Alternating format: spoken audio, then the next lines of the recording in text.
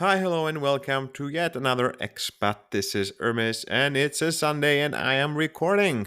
What's up, gang? How are you doing? The weather is cooking here in Berlin, which is wonderful, but friends are saying that this is the last weekend of summer in Berlin. This is how it's called, which scared me so much because in Greece, the last weekend of summer is in November or something. But the leaves are changing their color. You can see some of them becoming brown here, and they say that it's the last weekend of having this sunny weather. So that feels daunting. But I went to a lake on this weekend, and there are a lot of lakes in Berlin. When Greek friends ask me, how can you deal with the summer? I say, hey, there are lakes in Berlin. And they say, have you been? And I say, no, because it's not the easiest sport to find a good lake that makes sense for you and that it's not crowded. And I need to up my lake game, but so far I've just been asking people to tell me their favorites one and putting them in a list that I never do anything with. But yeah, the first time I went to a lake actually was a bit traumatic, and maybe this is why I haven't done it. My lake experience very much was driving for more than an hour to go somewhere where we couldn't park at all. It was a bit of a forest, but still the state works so well here that if you park anywhere in that forest, you get fined unless you park in designated areas that are full. Long story short, after a lot of driving around, we parked and we walked, and I was with people I didn't know so much, so I was just following, happy that I have some knowledgeable folks that will lead the way. I enjoy being a user, not having to make decisions, finding very relaxing because it doesn't happen very often. Anyway, we arrive at this location to I had a towel with me because in Greece you go to the beach and there is sand and you have your towel and you put it down and things are good. But where we arrived was a bit more like an Amazon jungle forest situation. So there wasn't really a place there wasn't a beach, there wasn't an opening. So people were sitting around anywhere they could. And I had to sit on some roots of a tree in some muddy ground in a way, pretty moist situation. And yeah, basically I had to enter the water, like a crocodile. I had to walk in the forest area and then reach a point where the lake is just hitting the greenery. It wasn't very much like there was an entrance made for me to walk in. No, just like some sort of reptile, I had to walk my way in. And yeah, I say it was a bit traumatic because, and disclaimer here, I know I'm spoiled. I come from Greece, the waters are turquoise and blue and beautiful, and the main thing is that you can see. You see the water and you see what's in there. If you've been to a Greek beach, you don't need to wear goggles. Things are pretty straightforward. You look down, you see the sand, and life is good. Now, in the lake, the water was green, and that's not the great water for the great color for the water to have. I think it makes sense if you are in a forest that the water will look green. But yeah, there's a lot of things going on in the water. There is a whole flora ecosystem situation over there. I almost heard the voice of David Attenborough. I don't know. You know the voice, the National Geographic voice, explaining to me what is happening. But yes, it was green, which is not nice, and it was muddy. So you step in and you step in this moist mud, so you need to make an effort for your walking. Is not like you're walking on a cloud. It's more like you are. It reminded me of when I was very young in Ikaria, the island of my mother's side.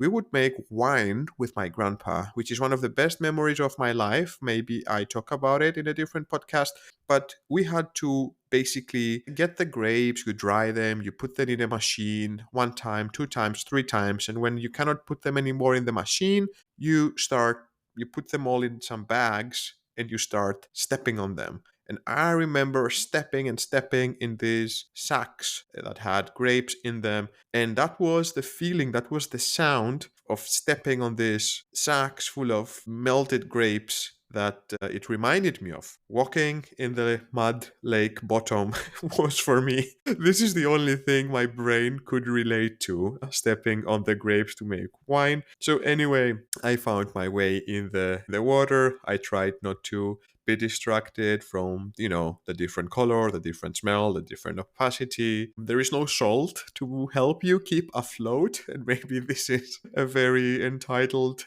point to make, but still interesting to always, when you're in a lake. But I think the biggest trauma I had from that experience was that a fucking water snake appeared. Now, I didn't even know that such a thing can exist, right? I didn't know that snakes can go on the freaking water, and I shit you not, it goes so fast. It swims like. Have you seen a snake on land go super fast? Now imagine if the snake was frictionless, because this is what's happening in the water and it swims on the surface, and I was scared for my life. So I ran outside and I stayed in my towel in the mud under the roots of that tree until some boats came later on, and they were selling sodas and beers, and they were motorboats, and they were in and out where people are swimming, which is also in Greece. If a boat goes by where you're swimming, you would be like, now the water is dirty. But anyway, this has been my one lake experience. But actually, I went to a much nicer lake this weekend. It looked much more like a beach. I have to say, there was a big effort made to make a sandy path to go in and have some sunbeds and clear the space. And I have to say, it really restored my faith in the lake game of Germany. It was 1.5 hours away, so unsure if I would be doing that commitment, but I had a lot of fun. It was a good experience. I tried a sup for the first time, and I don't even recognize myself because I've been hating SAP. You know that thing where you stand on a board, you row with only one stick. A paddle, that's the word. Yes, a paddle. You have one paddle and you need to go left and right, and you're standing on the surface of the water. And it looks so bizarre to me. Like when I see people at a distance having their SAP, paddling left, paddling right, they always look so stressed to not fall in the water somehow. And for me, just standing on top of the water while the sun is burning you, being all sweaty and tired, try to stand in place. Somehow I don't see the point of it. You want the water, just go in the water. You want a boat ride, go get a boat ride. You want to be standing, get a windsurf or some situation. This just looks weird, but I did it. I enjoyed sitting on the subboard and paddling. It felt like a canoe, but yeah, my partner made a very good point that you're much closer to the water, so you can put your feet in the water or you feel it more than a canoe, and that's a good point. So using a subboard as a canoe is pretty fun. I also tried standing and it worked, and it felt very bizarre, like I'm scooping away the sea and pushing myself forward. It still felt very meaningless. But now I've tried it and I can still say standing up and supping is weird. You like it, you're weird. There's nothing wrong with being weird, just enjoy your weirdness. So, yes, lakes are good. Let me know your favorite lake in the comments. I'm sure no one will, not because I don't have millions of followers, but because people who have good lakes just keep them for themselves. And this is the state I want to enter. I want to be telling you I have the best lake and I will never tell you about it. Until then, I'll get chased by snakes and step on the mud and try to convince myself that green is okay. Now, in some Greek news, a lot of things have been happening. Sadly, not a lot of good things have been happening, but this has been the state of news for a long time in different sides. I think my favorite one from last week was the Minister of Health, who basically said, you know what? Don't die on a Sunday. Why would you die on a Sunday? It doesn't make any sense. And this is because there was this case of someone having an incident on a Sunday and there was no doctor available in the health center of a small island, and the person died. And our Minister of Health, instead of addressing how understaffed the hospitals and the health centers are, and how the state is not bringing doctors to remote locations, even though there are thousands of tourists going there, he basically said, well, it's a Sunday, so the doctor didn't have a shift that day because it's a Sunday. So this is the state of the state. This is the level that we consider okay. So yeah, try to don't die on a Sunday because then it's on you, more or less. But this is a situation. I don't want to go too much into detail about this, but hospitals are understaffed everywhere, and this is because we are pushing for a privatization of the healthcare system by destroying the public sector. This is a very standard approach. You take something that works well and you make it work so bad that then you have an excuse to bring in private companies to solve the problem and charge everyone much more. It is happening. It happened in the railway system, it happened in the electricity companies, and now it's, of course, happening in the healthcare sector. Greece has public healthcare, but it is shaking from the ground up. I don't know how long it will take to reach a state of complete deterioration, but it's seriously going in an alarming rate. So islands have no doctors, a lot of them. They are lacking some specialties, so maybe they have one type of doctor, but not the other type of doctor that someone might need.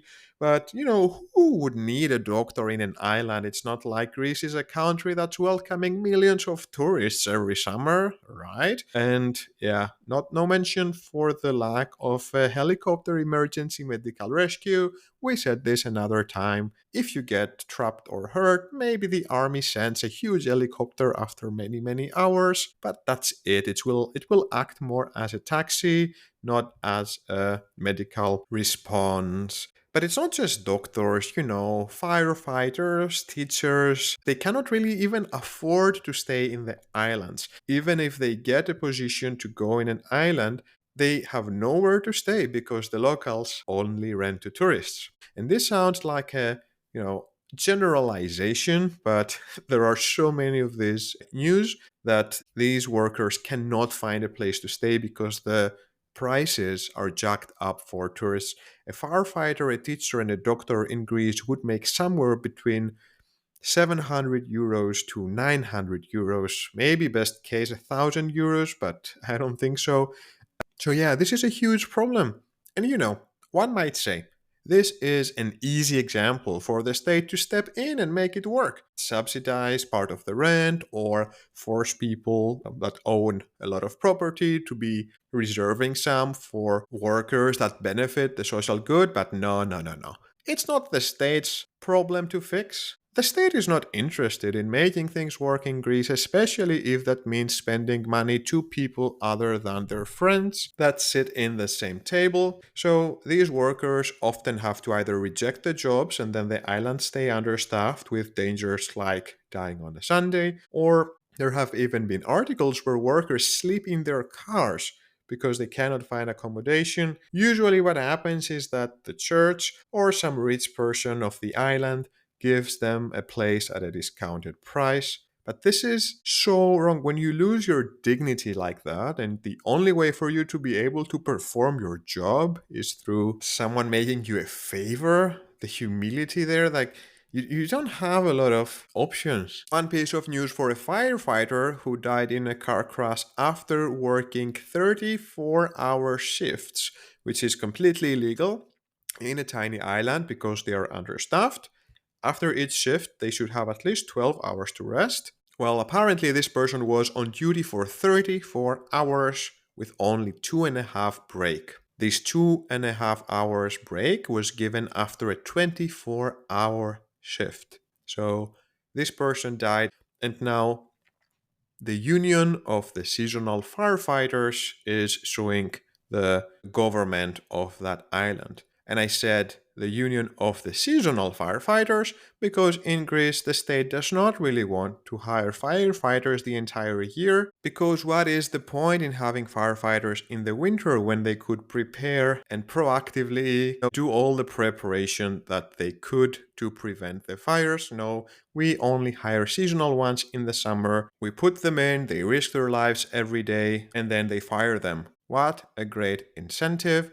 So a firefighter lost his life like this, and another case, a pediatrician got a stroke because she was also covering shifts back to back to back at an island's hospital because there was no backup to take the shifts. But things like this happen, and sadly they will continue to happen. And this is why I am, I guess, yet another expat. No, I became an expat because of love, but staying in touch with Greece makes it usually easier for me to swallow that if you seek any decent quality of life, then sadly leaving the country is a very good choice. Now, I don't want to stay too much in Greece. Last Greek news, very quick, is that I became famous on Instagram on a New York Times post where they covered a Greek story and there was some misinformation in it. And I just made a comment that said what actually happened, and I got some more than 1,000 likes, and people were checking my profile and liking my photos and sending me friend requests. I don't know why you would send a friend request to someone who made a comment on a news website, but that happened. The story was, very shortly, that last year in Greece there were floods. It rained too much. Greece was not prepared, even though it should have been, even though the plans were in place from the European Union on how to prepare for things like that. Blah, blah, blah. The more you look at it, the more sad it becomes, how much the proactiveness is non existent to a criminal degree. But okay, it rained so much, entire villages were flooded, and some areas were flooded. And basically, there is this lake. It's called Clara. Clara is a beautiful name to have for a lake. That because of the floods, it actually, even though it was almost on drought before, the level rose a lot. Now, there is suspicion. It's not confirmed, and some could say the otherwise. But because of all the flooding in farming areas and industrial areas, a lot of toxic waste and pesticides and fertilizers and all things got washed up and ended up in a lot of places, presumably also in this lake. And at some point, dead fish started to appear in Greece. And people were like, what is happening? Why is there dead fish here? Tons and tons of dead fish. Apparently, what happened was that somehow the lake exit was opened. Somehow the lake was releasing its waters, emptying its waters out. And by doing that, the waters entered a river that ended in the sea, resulting in tons and tons of sweetwater fish to come in contact with the salty water and immediately die. Now, there is speculation that the fish were already dead in that lake because that lake might have been contaminated, but in any case, releasing that lake to overflow in the river and into the sea brought, I think, 40,000. I think they're cleaning about 100 tons every day of dead fish. If you Google this up, dead fish showing up in the shores of Greece, the photos can be daunting, especially one that shows the river flow of dead fish. It's insane. Now, instead of coordinating how to clean this up, what happened in classic Greek taste is that the services started blaming each other. So the mayor is blaming a service, who's blaming another service, who's blaming another service. So basically, everyone is pointing fingers and throwing the ball at each other instead of addressing what happened and focusing on cleaning this up. But basically, they said that the flooded lake had to let the waters out to basically release the tension that was built. So they are saying that these thousands of tons of dead fish that appeared everywhere is something normal. So this is what happened. The New York Times made a piece where it said that they believe that it's the climate change to blame for all these tons of dead fish that appeared in the shore, completely forgetting to talk about the fact that there was a lake and that people decided to open the gates of the lake and empty the entire thing into the ocean because this is a human decision. This is the state's incompetence to deal with the floods, either proactively afterwards. And so I made a comment, and we almost became famous because if I had made this comment through this podcast, then I think a few thousands would have given it a check, but I did it from my personal one. So here we are, a cozy small group.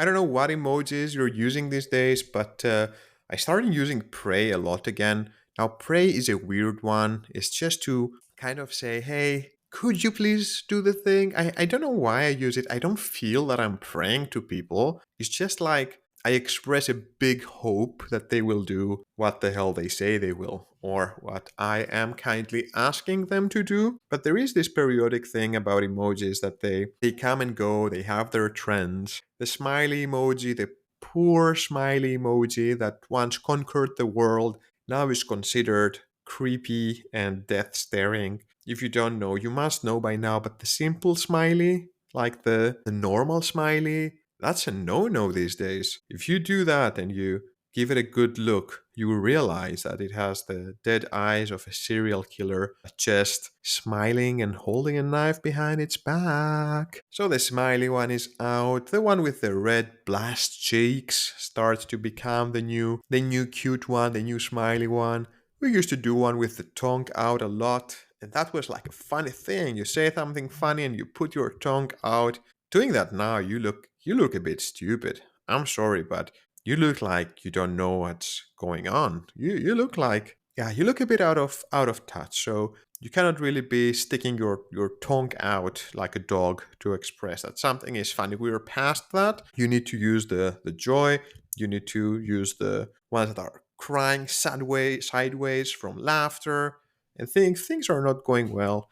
You need to be using the melting emoji. But these are just the basics. I'm only picking up. I usually learn an emoji has stopped being what I think longer. Find someone younger than you and start texting them with emojis and say, hey, I want to make sure my emoji game is up to date. Give me a briefing. It will be helpful. As you understand, we've entered the random era now. We finished with the Greek drama, so I'm just sharing random information. One of the favorite things I saw on Instagram Reels, because I don't have TikTok and I'm already destroying my brain chemistry enough, was some of these monkeys. We talked in previous podcasts about monkeys taking over some cities, and monkeys having their gang wars and people being afraid and putting bars on their windows because once the monkeys are out, they loot and steal everything, and they organizing these gangs, and yeah, they're just running the show in some places. Well, I saw a video of a monkey that has stolen the glasses of a person, and the monkey steals the glasses, then sits somewhere up, and is just waiting there. And it's waiting there, and the person tries to lure the monkey, so it gives the monkey some water. The monkey grabs the water bottle, looks at it, and throws it away. Then the person finds an apple, and it throws the apple to the monkey, and the monkey is just like, no, no. And what is happening at the end of the video is that the monkey is only interested in a specific juice. And you can see that once the person goes and buys this fruit juice, the monkey finally, he throws the juice to the monkey grabs it, looks at it, and is like, yep, this is the right thing, and throws the glasses back down. And I just love that. We've been taking advantage of animals for thousands of years, and here's an animal striking back. So, yes, I love these monkeys, even if they are sadly addicted to this fruity juice. I'm pretty sure that they are all loving their sugar high situation. But this is how they make their living now. They're just stealing things and waiting to get the right treat to release it. It's called a Vrindavan monkey, and you can't fool it. If it doesn't get the juice, you're not getting your loot back. Do I support this? Yes, I do. In fact, there was a swan that was coming in the lake I was this weekend, and it was very used to people having food around them. So that swan, swans are very proud animals. They look terrifying. If you're not afraid of a swan, you should be. They're super aggressive animals. They can be very territorial, and they don't take a lot of shit. They will come at you. They will open their wings, and they can even break bones with their beak. So they look nice and cute, but yeah, beware. It's a bit sad for nature to have these animals coming to humans begging for food. I'm not sure if it is because they are addicted and it's easier access to just go around people and make them give you something than having to go find it on your own. What is the point I'm trying to make here? I'm not sure. I just want to say when animals are extorting us for food, whether it's the swan coming out of the water in the lake, going around the families, or the monkey stealing the glasses, or even the horses. I was in a field and the horses saw that we were eating fruit. They were kind of wild horses, and they started coming very curiously to us, and they were huge and scary. And at the end of the day, we had to actually throw our fruit the other direction and run the opposite way while they got distracted eating so they wouldn't come. And you know what? I'm all in. Pure love for the animal kingdom striking back. We're already sabotaging ourselves enough. You see these whales sometimes jumping on fishing boats or hitting them, and I'm like, yes, go do it. If I was on a boat and a whale hit it, I would be like, you know what? I get it.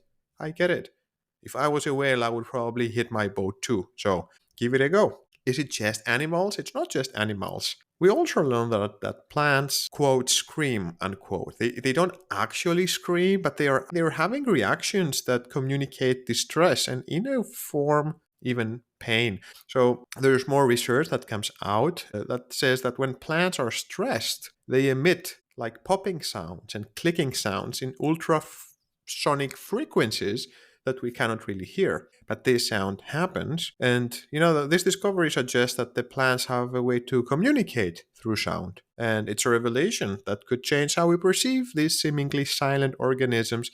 Now, I think we all know a little bit how it is to scream on the inside, right? We're all a little bit of a plant in this way. You sound calm and nice, and it's Monday, and you're at work, but inside, maybe you're also screaming like a little plant. Now, scientists did tricks because this is what they like to do. They poke things with a stick in all sorts of ways and write down what happens. So they recorded various plants under different conditions. And when I say different conditions, I mean they induced stress in different ways. Now, if a plant is unstressed, it is silent. When the stress starts, it emits this clicking sounds, almost like 40 clicks per hour. And these sounds intensify as the plant gets more dehydrated and more dehydrated. And it could be like an early warning system for water deficiency, but they don't really know what this sound is. Is it there to help in some sort of way? Is it like an adaptive behavior to what is happening? Is it like a side effect of what's happening? Are other organisms like animals and other plants, are they able to respond to these plant distress signals? But yeah, it's a breakthrough. We've been having a lot of these breakthroughs, and it has a lot of possibilities. Once we decipher it, we will probably make vegan and vegetarian people even more in distress, but we can all silently scream on the inside. Now, saying that the plants can sense pain is an overstatement still, because they don't experience or process pain in the same way as other animals. They don't have a nervous system, they don't have a brain. Yeah, somehow something in me, when I learned that, okay, plants actually make sounds when they are in pain, and they have stress signals when things are going wrong.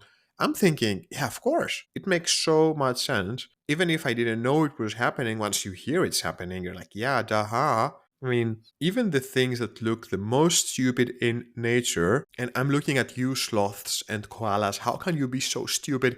Even these are a result of extraordinary processes of life finding a way. So when plants have it tough, they do things differently and they make sounds. I like the comment in one of these articles. Someone said that their cat behaves very strangely when almost meowing in despair when they haven't watered the plant for too long. So there is this is just a random user, okay? But he says, hey, I have this pot with a plant. It's a basil, and my cat really likes it. And it sits there and pours around it and all that.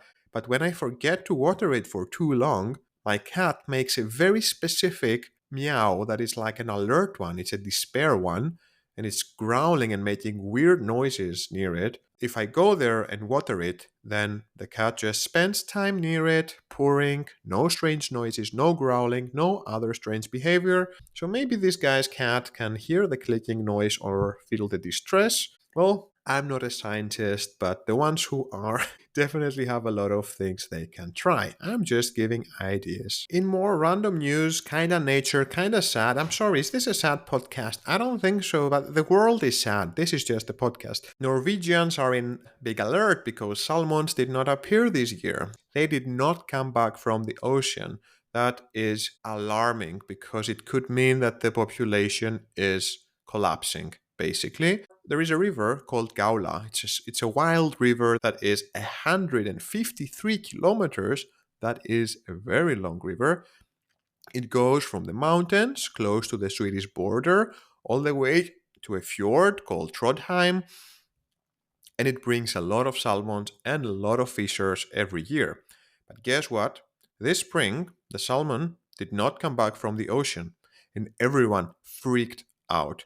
The entire areas there and the villages, they had to shut the place completely down. The visitors, the tourists, everyone had to cancel their plans and stay away and leave the area. Scientists are warning for a very, very fast reduction of the populations in the North Atlantic for many, many years, especially around Norway. More and more data is showing that the reserves of salmon in the Atlantic are in historic lows. The brown bears are dying because they don't have enough salmon to eat, and there is actually a problem with all the breeding that is happening. And the shortest way to put the problem is that the salmons that are in the farms sometimes escape. And what is slowly happening, they say, is that the wild salmon is slowly being replaced by salmon that has escaped the farms. And this is a huge, huge problem because you're losing all the different species of salmon, every little area, every little stream, every little river, and there are more than 450 salmon rivers in Norway. They all have their own type of salmon, one that has adjusted to the special conditions of the local environment. But now there is a danger of this being replaced by a hybrid of, the wild one and the bred one, the farm salmon one. What's the solution to this? Well, they will try to change how they fish and how they do farming.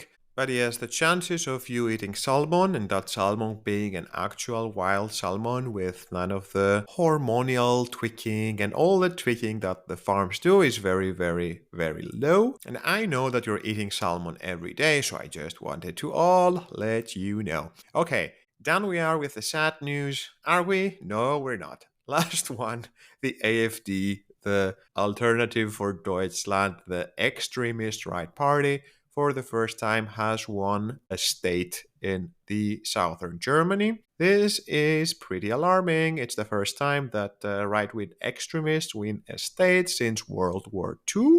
So I don't have much to say about that besides that I should probably get back to learning German faster because I'm only A2 and I don't think this will save me when they come for me. Okay.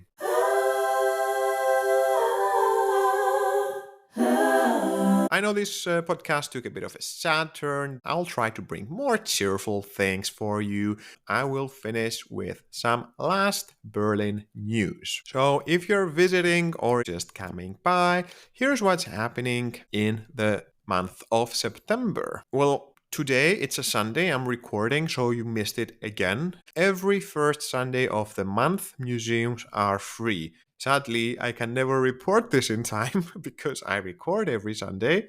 But if you didn't catch this one, then maybe put one for the first Sunday of October. That would be the next one that you could join. On Tuesday the 3rd, there is a clothes swap happening in the Anton Sevko Library.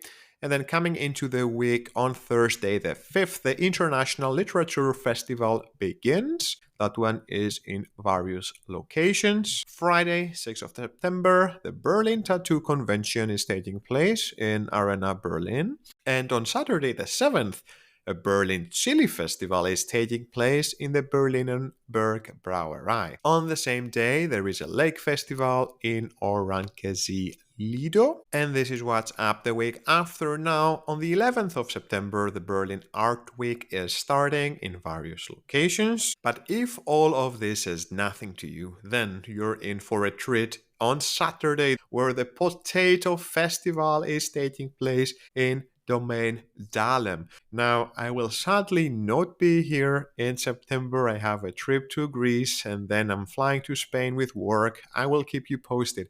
But if you're here Saturday the 14th, please go to the Potato Festival and tell me how it is. If I was here, this would be the top of my list, together with something that's happening on the 21st. So the 21st, this one you need to write. If you're in Berlin, you need to go to Tempelhoferfeld because it's the festival of the giant kites. And if this podcast has made you, a bit down, if it is a bit of a drag sometimes, I understand. If you want to do something feel good about yourselves, just write on Google Giant Kites Festival Berlin and enjoy at the masterpieces that people create and bring on Tempelhofer Feld, which is the old airport that was abandoned and given back to the people. It's a huge open space in Berlin. If you don't know that, people do picnics, they do rollerblades, bicycles, they do even windsurfing or on skates and all sorts of things.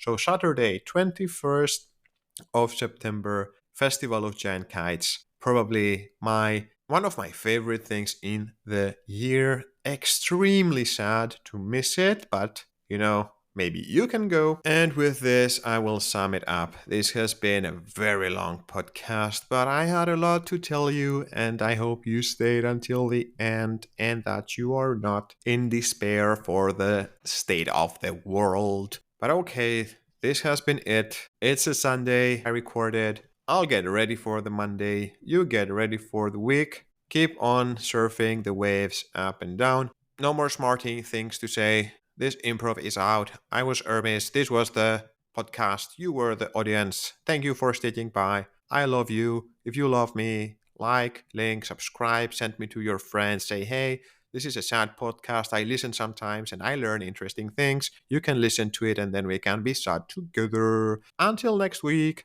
Ciao.